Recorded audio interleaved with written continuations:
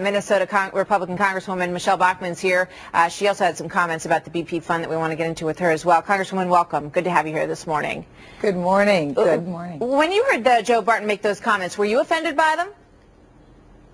You know, I didn't hear the comments until later in the day, and then, of course, by that time, Joe had already apologized for his remarks, and so I think he was very clear in disassociating himself with trying to not try to cast the opinion that BP was not responsible, nor that they should be responsible for paying for all the victims' funds. Clearly, they need to, and I think that was stated appropriately.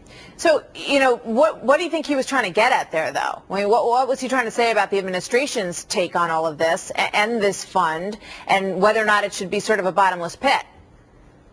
Well, I think Joe's comments stand on their own, and his apology and his after remarks, and I think he's spoken for himself. But I think that part of the concern that many members of Congress had are that the $20 billion fund not become political, because we have very recent evidence that it could be. We have another oil spill fund that the Democrats just a few weeks ago tried to tap to use to pay unemployment benefits. So it's certainly reasonable and legitimate for members of Congress to be concerned that an oil spill fund goes specifically 100% to make the victims of this environmental tragedy whole. Not one dime of taxpayer money should be spent on making the victims whole. That needs to be BP's complete and total responsibility. But as I said, there is ample evidence that Congress has tapped into funds previously set up to compensate oil victims to try and divert those money into completely unrelated projects,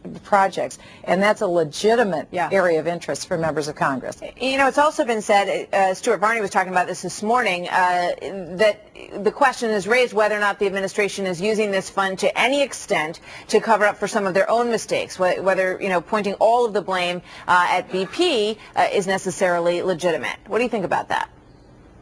I think Stuart is making a great comment, because, yes, BP certainly is at fault. They wisely admitted as much, and they put up money to demonstrate their good faith and their goodwill. That's all a very good thing. But at the same time, remember, it was the administration that made the decision to sign off on what BP was doing. And it was the Obama administration, that their inspectors that they appointed, that signed off that everything was just fine at the Deepwater Horizon. And here's the real question.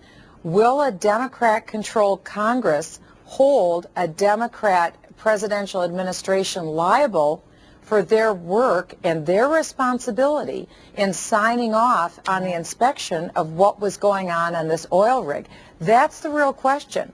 Because will they legitimately have an open, fair, transparent process of looking into their responsibility as well? All right, Congresswoman Bachmann, thank you very much. We've got to leave it there. We're running out of time, and we're going to have a story about Minnesota coming up with these tornadoes, and our hearts go out to the folks in your state who are dealing with that. We thank you for your time this morning, Congresswoman. Thank you.